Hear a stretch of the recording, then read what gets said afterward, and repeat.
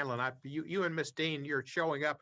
It shows your interest in the issue, and that's important that people show their respect for the issue regardless by appearing. And I thank you for doing that, Ms. Dean, as well. Ms. Jackson Lee, you're recognized for 5 minutes.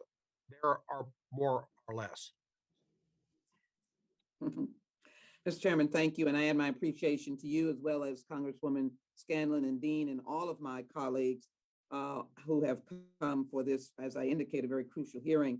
Mr. Chairman, I wish to set for the record that current conservative Supreme Court that we now have, the current majority has simply never understood or refuses to accept the fundamental importance of the right to vote, free of discriminatory hurdles and obstacles. May I share the view that were it not for the 24th Amendment, I believe this conservative majority on the court would subject poll taxes and literacy tests to the review standard enunciated in Bronovich. There lies the importance of following in the words of John Lewis, that we must get into good trouble. I wear today his pen that exemplifies and recognizes his spirit in this room today. Good trouble means that we are saving the democratic principle voting rights of all Americans.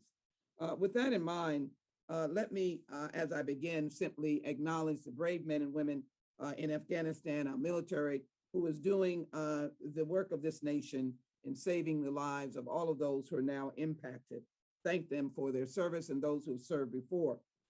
I spoke this morning to Representative Ron Reynolds, who is the steadfast remaining members of the Texas delegation that are continually not going into this den, which is the special session in Texas. I want to thank them personally on the record for this. And with that in mind, Mr. Henderson, you know the sacrifice that they are making, and I know the work that you've done.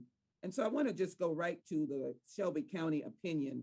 And I have a question for Mr. Sines, so I know my time is waning, that deals with the addressing of the concentration in the jurisdiction singled out for preclearance. Judge Roberts asserts that the evil that Section 5 is meant to address may no longer be concentrated in jurisdictions singled out for preclearance. Could you quickly, Mr. Henderson, answer these questions? Has your organization found that there is a concentration of voting rights violations in certain jurisdictions which justify geographic-based coverage? Has the COVID-19 crisis, like in Harris County, exacerbated ongoing problem of voter discrimination? And does this illustrate the need for Congress to reinstate Section 5? If you can remember those questions, I'd like to let Mr. Sines know that I have questions for him regarding known practices, regarding voting law changes, and known practices regarding the Historical Association of Discrimination. So, Mr. Sines, your questions will be, what is the constitutional basis for practice-based preclearance, and how is practice-based preclearance responsive to the Supreme Court's concerns expressed in Shelby?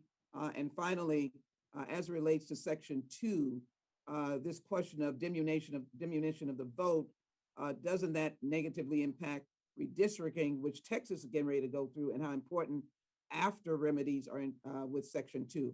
You know, I fear the redistricting that will be coming up in Texas. Mr. Henderson, if you would, I know my time, you'll do a very good job quickly so I can get to Mr. Sines. Thank you for your leadership. Thank you for your leadership. Thank you for your question. In response, the answer is yes to all three. Our reports have documented the increase in voter difficulties in states that have been covered by Section 5. We've documented that to a great degree for Congress to review. I completely agree with all three of your questions, and I'll stop there and turn it over to Mr. Sines. Thank you, Mr. Henderson. Mr. Sines.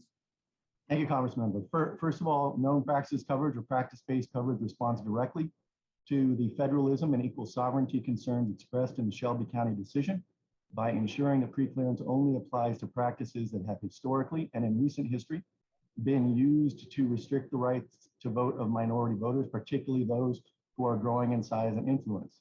And it responds to equal sovereignty by ensuring that it applies virtually nationwide. There is a demographic trigger that is tied to when it is most likely that these steps will be taken in a vote suppressive measure, but it otherwise applies not to specific states or specific regions, it applies across the country.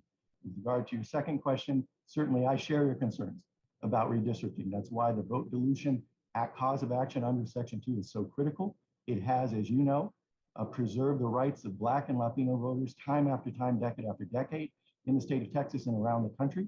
But I note that practice-based coverage would also ensure that once more we have the ability to use pre-clearance to get an initial view about whether the lines being proposed in states like Texas would be acceptable under the Voting Rights Act.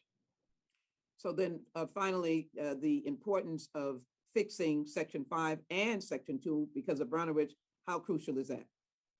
I'd say it is absolutely crucial. If we fail to do both, then we will leave an opportunity for those who are interested in suppressing minority votes to act in the other regard, away from where the Congress has acted. Brownovich is an invitation, in much the same way that Shelby County is, for Congress to exercise its authority in the 14th and 15th Amendment to respond.